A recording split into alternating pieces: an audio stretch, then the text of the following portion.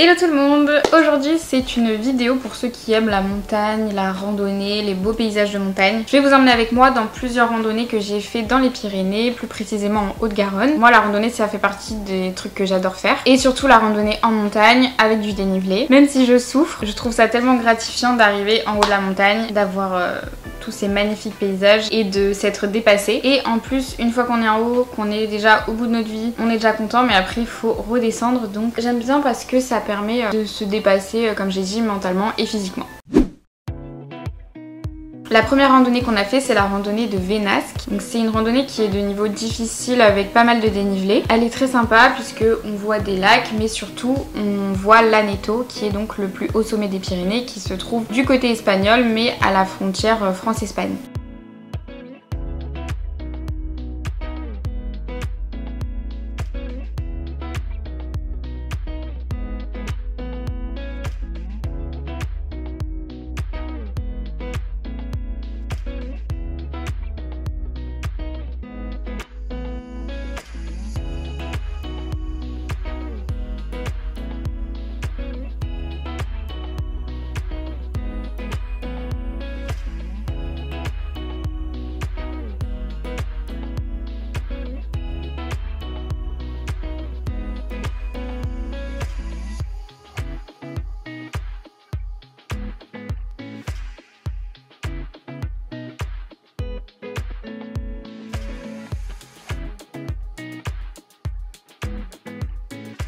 On a fait la randonnée du Mont Nez, c'est une randonnée de niveau moyen qui est très sympa et qui permet d'avoir vraiment une vue à 360 degrés sur les montagnes, donc un paysage magnifique en haut et on voit même le pic du Midi au loin.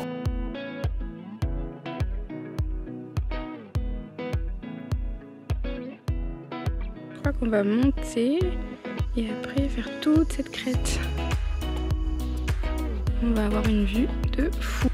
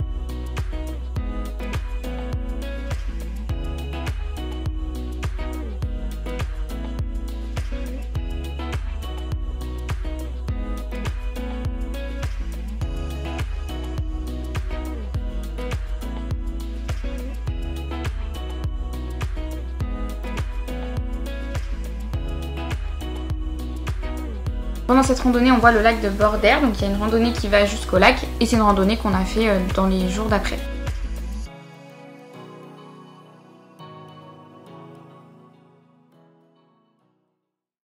On a fait une portion du GR10 qui part d'Artigues. Donc le GR10 c'est le GR qui traverse les Pyrénées. C'était sympa, on a un beau point de vue sur la ville de Bagnères-de-Luchon et c'est une randonnée de niveau moyen.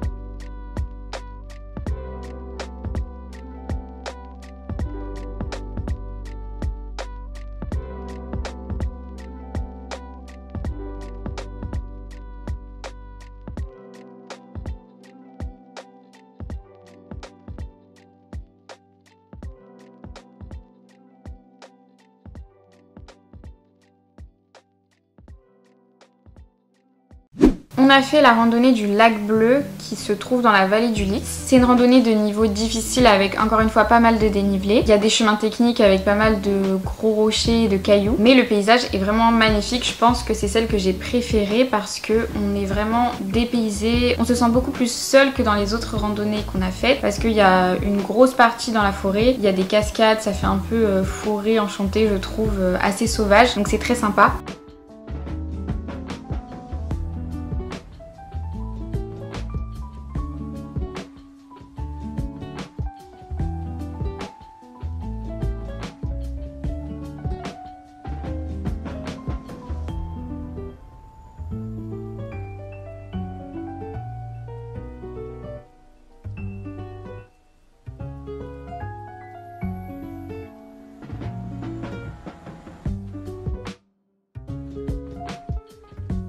Arrivé au lac Bleu, on a tenté de se tremper les pieds dans l'eau mais l'eau était vraiment glacée, j'ai eu l'impression de perdre mes pieds. On n'avait pas envie de faire l'aller-retour donc arrivé au lac Bleu, on s'est dit qu'on allait continuer jusqu'à un autre lac qui s'appelle le lac Charles et on peut même continuer jusqu'à un troisième lac après. Mais je ne connaissais pas du tout le chemin et je ne savais pas que le chemin serait à flanc de montagne avec un chemin qui n'est en soi pas trop étroit mais avec le vide vraiment juste à côté et moi j'ai le vertige donc je n'ai pas du tout apprécié cette partie, j'y suis allée accroupie. Je m'accrochais à la montagne, j'ai eu vraiment peur donc au final on devait aller jusqu'à encore un autre lac mais on l'a pas fait parce que le chemin pareil était à flanc de montagne mais je suis quand même contente de l'avoir fait au final et d'avoir surmonté ma peur mais sur le moment c'était vraiment horrible. Pendant cette randonnée on a eu la chance de croiser un isard qui est passé juste à côté de nous avant de s'éloigner et c'était vraiment magnifique avec le calme dans la montagne, incroyable. D'ailleurs dans cette vallée, la vallée du Lys, mi-septembre, il y a un randonneur qui a croisé un ours qui est probablement le plus vieil ours des Pyrénées donc je trouve que c'est incroyable. À la fois ça doit faire peur de tomber nez à nez avec un ours mais à la fois ça doit être une expérience que tu vis qu'une fois dans ta vie, voir un ours en liberté. Moi personnellement j'en ai déjà vu dans des parcs animaliers et ça faisait tellement mal au cœur. On voyait les ours faire les 100 pas, faire des allers-retours, enfin ils devenaient fous. Et on croisait un dans la nature, ça doit être incroyable. On a également fait la randonnée du pic du Lion. C'est une randonnée qui va sur les crêtes. Le départ est au même endroit que pour le Mont Nez, mais c'est pas le même chemin. La randonnée nous fait aller sur des crêtes jusqu'au pic du Lion et on est redescendu jusqu'au lac qu'on voyait quand on a fait la randonnée du Mont Nez. Ensuite, on s'est posé au lac, on a fait une sieste au soleil, on était tout seul, c'était vraiment trop agréable. C'est une randonnée qui est de niveau moyen et pour moins de difficultés, on peut juste faire l'aller-retour jusqu'au lac sans aller jusqu'au pic du Lion par les crêtes. Donc c'est une randonnée qui est accessible aux familles. Même s'il y a un petit peu quand même de dénivelé, ça reste une randonnée assez simple.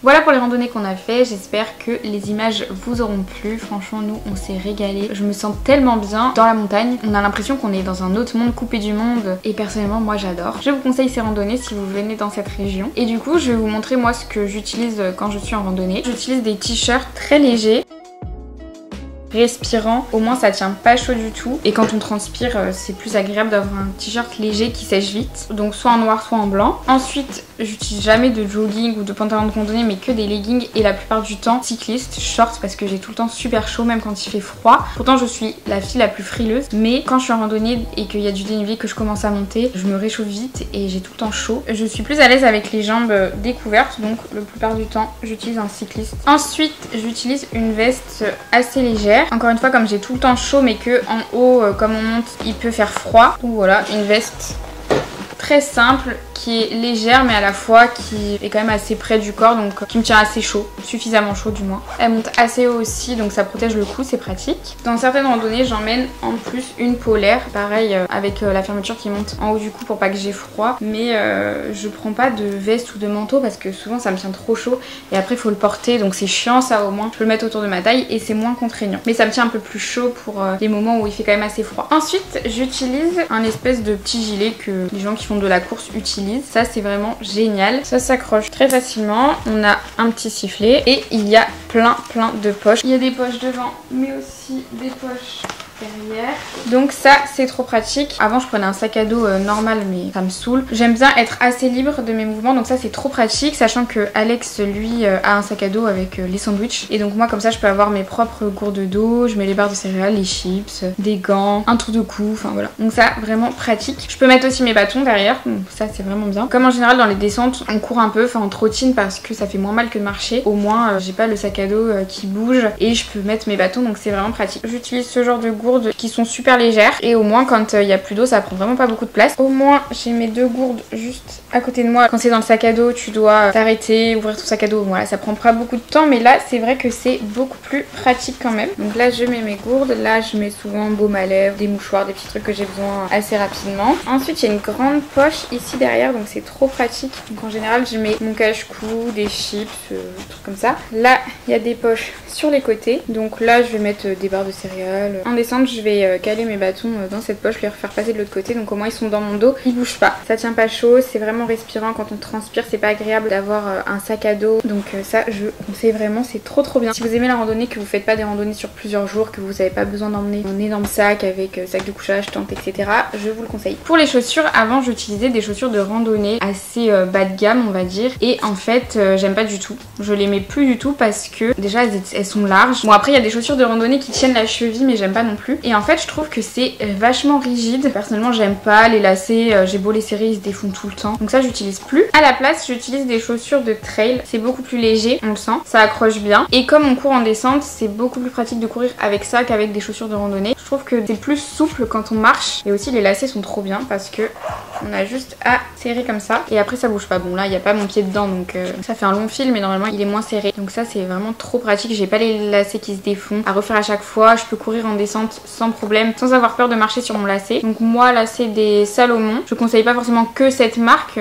je sais pas si après je reprendrai les mêmes ou d'autres pour essayer, mais moi je trouve que c'est beaucoup mieux avec des chaussures de trail qu'avec des chaussures de randonnée. Après moi mes chaussures de randonnée étaient vraiment bas de gamme, donc peut-être qu'avec d'autres chaussures c'est mieux, mais franchement pour moi personnellement je pense pas. Je préfère largement les chaussures de trail pour tous les aspects que j'ai dit, je trouve que c'est beaucoup mieux, et maintenant je fais la randonnée plus qu'avec ça et j'ai pas du tout d'ampoule, mal aux pieds, rien, alors qu'avant avec les autres chaussures j'avais une ampoule, surtout en descente où le doigt de pied frotte pas mal sur le côté. Là pas du tout, même les randonnées de 6-7 heures avec pas mal de dénivelé, je trouve ça mieux. Ensuite mes bâtons ils sont vraiment bien, c'est des bâtons qui se coûtent pas excessivement cher, que j'ai trouvé sur Amazon, qui était je crois le meilleur rapport qualité-prix. Ils sont super bien parce que ils se déplient très facilement, ils se replient facilement, et j'ai ajouté des petits gants parce que je trouve ça beaucoup plus pratique pour pousser dans les randonnées. Avant sur ces bâtons il y avait juste des lanières mais c'était pas pratique. Avec les gants je trouve ça beaucoup plus simple pour pousser, voilà, quand il y a pas mal de dénivelé on peut vraiment s'appuyer dessus, donc moi je préfère avec les gants, mais après ça dépend des gens. En plus les bâtons sont assez légers, donc vraiment ceux-là je les trouve très bien et pas excessivement chers.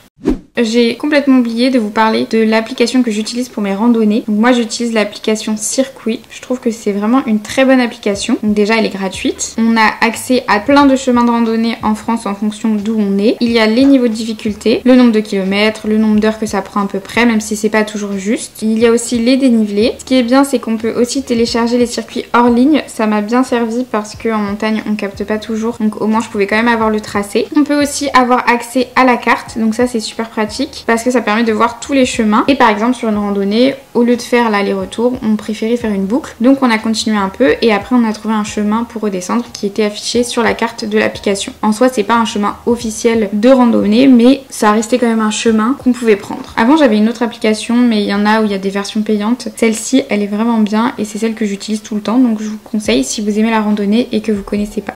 Donc voilà, si ça peut vous donner des idées de randonnée à faire, d'équipements à voir. J'espère que cette vidéo vous aura plu. Si c'est le cas, n'hésitez pas à aimer, à vous abonner. Et moi je vous dis à bientôt dans une prochaine vidéo. Ciao!